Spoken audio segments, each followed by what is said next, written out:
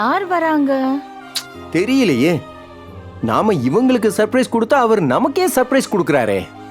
எல்லாம் முடிஞ்சதுல, நான் போய் படுக்கிறேன். அண்ணா ஒரு நிமிஷம் இருண்ணே, சும்மா புசுக்குன்னு போயிருவேன். என்னடா யாரோ வர்றாங்க போல இருக்கு, வெயிட் பண்ணு. இத பாரு, கொன்றும் உன்னை. இதோட உன் நாடகத்தை நிறுத்திக்க.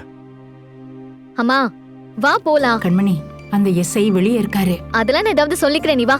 சித்தி நீ வா, வாங்க சித்தப்பா. அன்பு, எங்க எல்லாம் ஆளுக்கு ஒரு பக்கம் போறீங்க? உட்காருங்க சார். வாங்க சார், உட்காருங்க sir.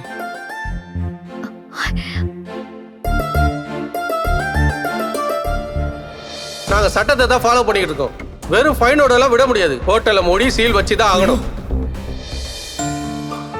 Wishing both of you very very happy anniversary. Thank you. எப்படி இருக்கீங்க ரெண்டு பேரும்? ஃபுட் ட்ரக் பிசினஸ்ல எப்படி போயிட்டு இருக்கு? நல்லா போயிட்டு இருக்கு சார். யாருன்னு அவரு? நான் சொன்னல, ஹோட்டலுக்கு சீல் வச்ச ஆபீசர். ஓ ஐயோ சார், ஐயா இப்போ எதுக்கு வந்திருக்காங்க? என்ன சார் சொல்லிடலாமா?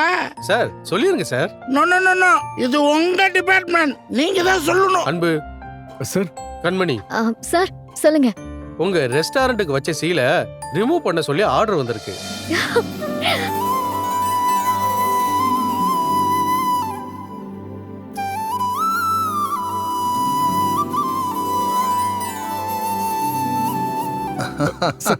நிஜமா சார்?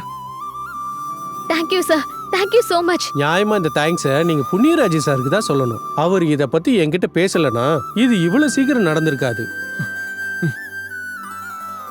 நிஜமா சொல்லணும்னா இது உங்களோட உழைப்புக்கும் முயற்சிக்கும் கிடைத்த வெற்றிதான். பொதுவா புண்ணியராஜ் சார் யாருக்குமே சிபாரிசு பண்ண மாட்டாரு. தப்புன்னா தப்பு தான். அதுல அவர் காம்ப்ரமைஸே ஆக மாட்டாரு. நானும் அப்படிதான். டொமஸ்டிக் சிலிண்டரை கமர்ஷியலுக்கு யூஸ் பண்றது ரொம்ப சீரியஸான இஷ்யூ. அது சட்ட விரோதம்.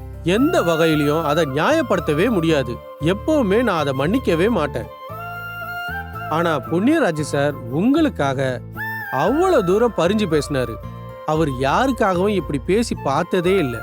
நடவடிக்கை எடுத்தது நீங்க வேலை செஞ்ச ஹோட்டல் மேலதான். ஆனா அதுக்கு நீங்க முதலாளிங்க கிடையாது. ஜீவா தான் அந்த ஃபைனை கட்டணும்.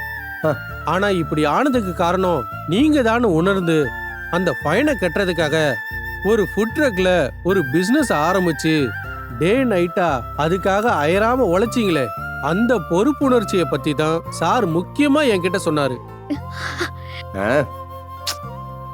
நான் என் முடிவை ரீகன்சிடர் பண்றதுக்கு யோசிச்சதுக்கே அதுதான் முதல் காரணமே. ஆனா நான் இந்த பிரச்சனையெல்லாம் இவ்வளவு சீக்கிரம் நான் முடிவெடுக்கிறதுக்கு இன்னொரு காரணமும் இருக்கு. சார் இருங்க சார், அதை நான் எடுத்து சொல்றேன்.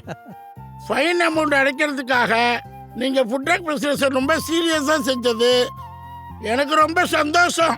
அதையும் தாண்டி சேல்ஸ் ஆகாத மிச்ச மீதி ஃபுட்டை எடுத்து இல்லாதவங்களுக்கு கொடுத்தீங்க பாருங்க, அதுதான் என்னை இம்ப்ரெஸ் பண்ணி இவர்கிட்ட சொல்ல வச்சது.